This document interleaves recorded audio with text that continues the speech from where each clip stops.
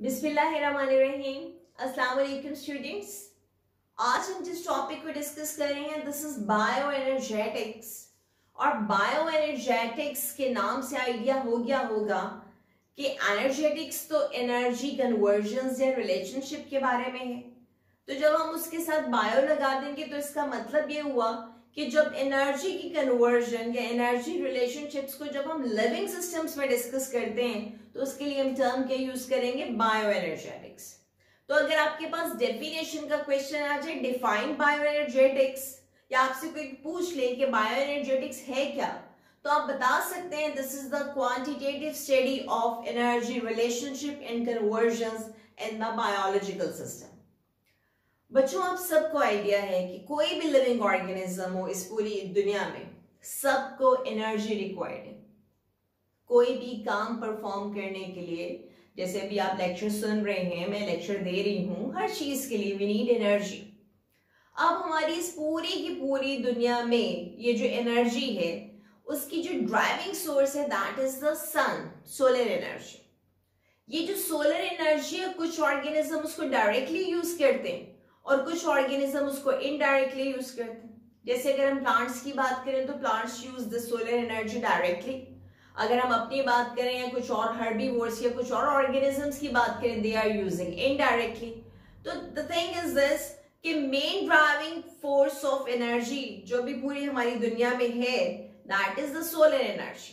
सबसे पहले उसको यूज कौन कर लेते हैं, plant, and they just take the 1% of the solar energy, उसको यूटिलाइज करते हैं और उसको केमिकल एनर्जी में कन्वर्ट करते हैं। और उसके बाद उसी के ऊपर डिफरेंट टाइप के दूसरे ऑर्गेनिज्म उस एनर्जी को इनडायरेक्टली यूज करते हैं और अपनी एक्टिविटीज को परफॉर्म करते हैं। तो बच्चों, जब हम इस सोलर एनर्जी की बात करते हैं तो प्लांट में ऐसा कौन सा पर्टिकुलर पोर्शन है जो सोलर एनर्जी को कंज्यूम करने में हेल्प करता है, that is the photosynthetic pigment containing part which is the chloroplast. Chloroplast वो हिस्सा है जहां पे कि फोटोसिंथेटिक कंटेनिंग पिगमेंट्स होते हैं लाइक क्लोरोफिल्स या अदर एक्सेसरी पिगमेंट्स। ये वो जगह है जहां पे कि लाइट को कैप्चर किया जाता है। लाइट जब भी सोलर लाइट आ रही है तो वो उसकी जो कैप्चरिंग प्रोसेस है वो कहां पर हो रहा है, क्लोरोप्लास्ट में।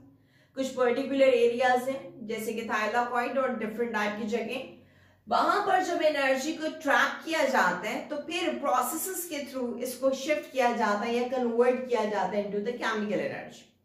देखिए, अगर हम बात कर रहे हैं अभी सनलाइट की, सनलाइट जो है क्लोरोप्लास्ट ऑफ प्लांट के अंदर ट्रैप हुई, उसको यूज किया गया और किसमें कन्वर्ट किया गया, केमिकल एनर्जी में। ये केमिकल एनर्जी फिर फॉर्मेशन करती है या तो कार्बोहाइड्रेट की या कुछ और ऑर्गेनिक मॉलिक्यूल्स की।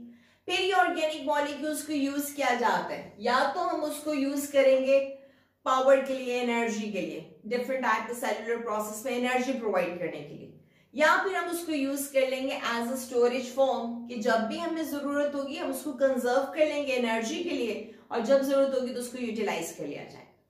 तो बच्चों, बायो एनर्जेटिक्स के इस टॉपिक के अंदर हम दो प्रोसेसेस को डिटेल से डिस्कस करने जा रहे हैं। The one is photosynthesis and the other one is respiration. लेकिन डिटेल पे जाने से पहले हम एक दफा जल्दी से उनका एक कंपैरिजन चेक कर लेते हैं। तो क्लास ये देखिए आपके सामने डिटेल है फोटोसिंथेसिस और रेस्पिरेशन की।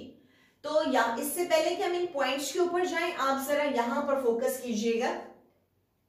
फोटोसिंथेसिस की इक्वेशन के अंदर आपको जो ये रिएक्टेंट्स नजर आ रहे हैं, these are the energy poor reactants like carbon dioxide and water. और इसकी जो प्रोडक्ट है that is the energy rich product which is the carbohydrate और you can say the glucose. देखिए क्लास, आप नोटिस कर रहे होंगे कि जो रिएक्टेंट है कार्बन डाइऑक्साइड और वाटर, ये एनर्जी को कंज्यूम कर रहे हैं, एनर्जी को यूज करेंगे इस रिएक्शन के अंदर, यानी कि सोलर एनर्जी को यूज किया जाएगा in the presence of chlorophyll. यानी chlorophyll, solar energy, carbon dioxide और वाटर, ये सब मिलकर फॉर्मेशन किसकी कर रहे हैं, ग्लूकोज की, और साथ ही रिलीज किसका कर रहे हैं, ऑक्सीजन गैस का। ठीक है, अब हम इसी के बेस पे डिस्कस करते हैं फोटोसिंथेसिस को। तो देखो यहाँ पे सोलर एनर्जी ने यूज होना है, that is why this is energy capturing process. ये प्रोसेस अभी हमने डिस्कस किया क्लोरोप्लास्ट में होता है, क्योंकि हमने बात की थी कि क्लोरोफिल कहां पर है, क्लोरोप्लास्ट में। ये प्रोसेस कहां पर होगा, प्लांट्स में या एल्गी में। क्यों होगा, क्योंकि these are the photosynthetic organisms, so they have to make their own food by the process of the photosynthesis. ये anabolic reaction है. Why this is anabolic reaction? क्योंकि anabolic reaction के अंदर small molecules combine होकर formation करते हैं large complex molecule की. That is why this is anabolic reaction. इसी तरह से यहाँ पर एनर्जी कंज्यूम हो रही है, सोलर एनर्जी कंज्यूम हो रही है, so this is the reaction in which energy is required. अब अगर हम रेस्पिरेशन को देखें तो रेस्पिरेशन में भी सबसे पहले हम आ जाते हैं इस इक्वेशन पर. देखिए अब इक्वेशन में जो रिएक्टेंट है यहाँ पर क्या है, that is the energy rich material glucose, और ये ऑक्सीजन के साथ रिएक्ट करता है और फॉर्मेशन किसकी कर रहा है, एनर्जी पुअर कंपाउंड्स की, which are the carbon dioxide and water. अब देखो इस रिएक्शन के अंदर energy at the end release हो रही, that is why this is the energy releasing reaction. ये वाला प्रोसेस कहां पर कंप्लीट होता है, अगर ये एरोबिक रेस्पिरेशन की बात हो रही है तो it will take place in the mitochondria. ये तमाम ऑर्गेनिज्म में होता है और हर वक्त होता है. जबकि अगर हम फोटोसिंथेसिस की बात करें तो उसको हम डे टाइम के लिए डिस्कस करते हैं, लेकिन रेस्पिरेशन तो ऑल द टाइम हो रही है इन ऑल द ऑर्गेनिज्म, सब में होगी. तो जब सब में हो रही है ऑल द टाइम, तो इसका मतलब कि all the time all organisms are releasing the carbon dioxide, all organisms are making the energy, ताकि वो अपने एक्टिविटीज को परफॉर्म करने के लिए अपनी बॉडी में एनर्जी को रख सकें. This is the catabolic reaction. Now why this is catabolic, क्योंकि देखो large molecule is broken down into the simpler one और द स्मॉलर वन. अच्छा, दूसरी रीजन क्या है कैटाबॉलिक की, कि कैटाबॉलिक रिएक्शन के अंदर एनर्जी रिलीज होती है, तो देखो प्रोडक्ट में एनर्जी रिलीज हो रही है, so energy is releasing in this process. तो देखिए अभी हमने फोटोसिंथेसिस और रेस्पिरेशन को कंपेयर कर लिया, आपके सामने ये सब कुछ. एक और बात आप नोटिस कर रहे होंगे कि ये जो आपको यहाँ पे रिएक्टेंट्स नजर आ रहे हैं रेस्पिरेशन के, ये वही है जो कि प्रोडक्ट्स मिल रही है आपको किसके अंदर, फोटोसिंथेसिस के अंदर. और जो रेस्पिरेशन की प्रोडक्ट्स हैं ये क्या है, these are the reactants of the photosynthesis. So that is why there is the photosynthesis uses the products of the respiration and the respiration uses the products of the photosynthesis. तो यूं हम photosynthesis और respiration का हमने जायजा ले लिया कि इनमें बेसिकली डिफरेंस है क्या. क्लास अब हम डिस्कस कर रहे हैं एक और important point, and that point is compensation point.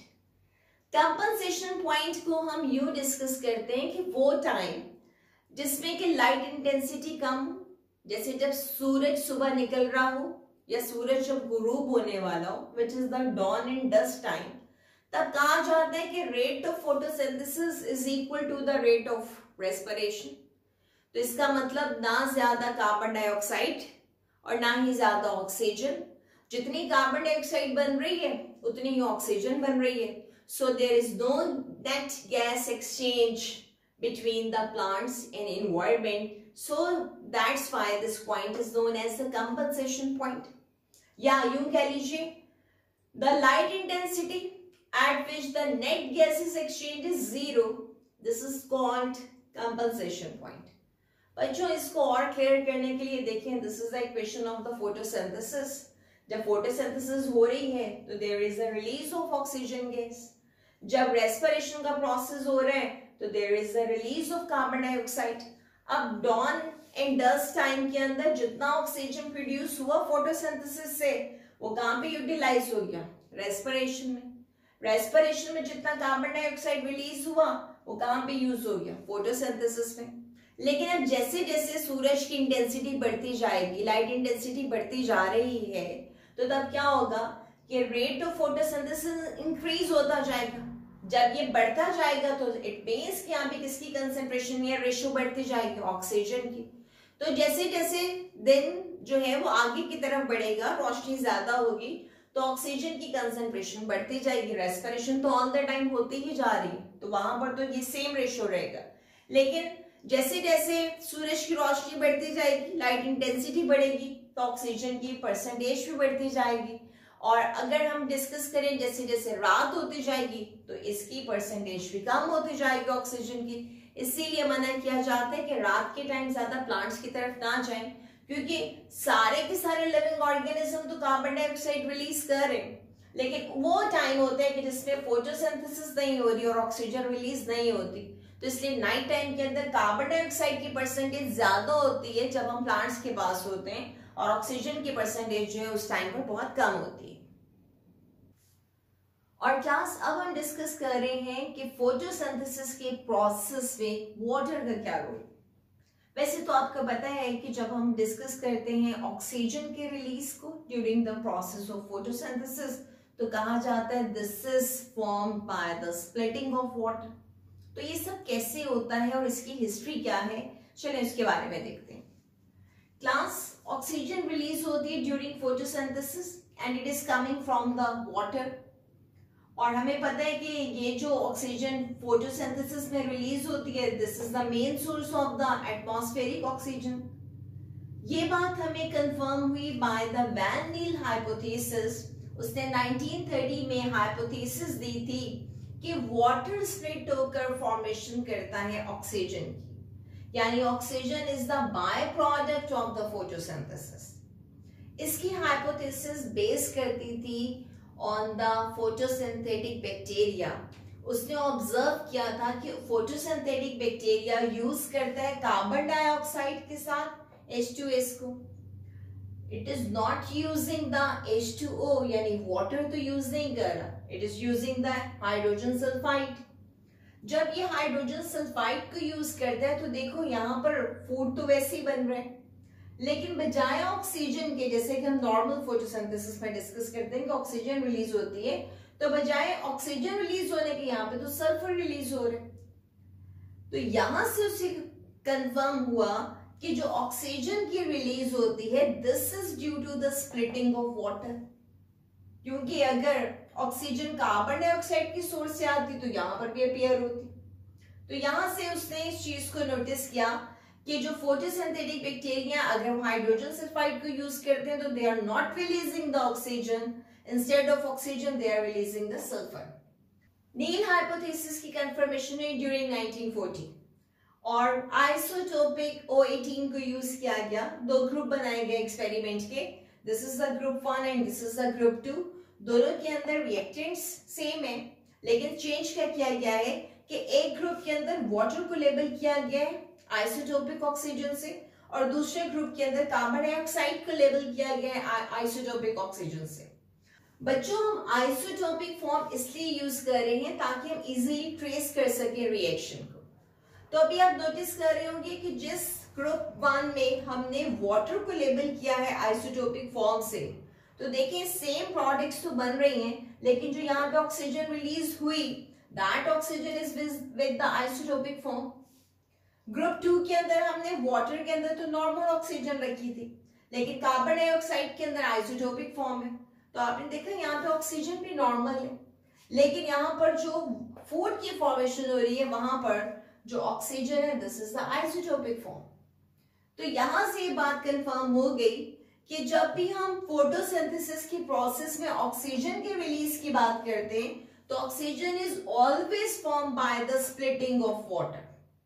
और अगर हम इसके रिजल्ट को देखें तो हम ये कह सकते हैं, हमारे पास क्या कंक्लूजन्स आते हैं। Water is one of the raw material of photosynthesis and the other raw material is the carbon dioxide. Oxygen is released by the splitting of water. Hydrogen produced by the splitting of water. It helps to reduce the NADP into the NADPH2. आपको याद होगा हम अपने पिछले lecture में NADP के बारे में डिस्कस कर चुके हैं कि दिस इज द कोएंजाइम। और ये जो बनने वाला NADPH2 है और ATP है, ये दोनों लाइट रिएक्शन में बनते हैं और ये हेल्प करते हैं to reduce the carbon dioxide और उसको किसमें कन्वर्ट करने में हेल्प करते हैं, शुगर में। तो क्लास ये हमने डिस्कस कर लिया कि वैन नील हाइपोथेसिस क्या थी। हमारे पास ये कंफर्मेशन हो गई कि जब भी फोटोसिंथेसिस का रिएक्शन होता है तो फोटोसिंथेसिस के रिएक्शन में वाटर स्प्लिट होकर रिलीज किसको करता है, ऑक्सीजन को। ये बात यहाँ पर कंफर्म हुई और हमें ये भी पता चला कि वाटर में से ऑक्सीजन तो रिलीज हो गई, जो रिमेनिंग हाइड्रोजन है वो NADP को रिड्यूस करके किसकी फॉर्मेशन में हेल्प करता है, NADPH2 की। क्लास ये थी हमारी आज की डिस्कशन। होपफुली आज के टॉपिक में आपको कोई प्रॉब्लम नहीं होगी। मिलते हैं अपने नेक्स्ट टॉपिक में, अपना ख्याल रखिएगा। अल्लाह हाफिज।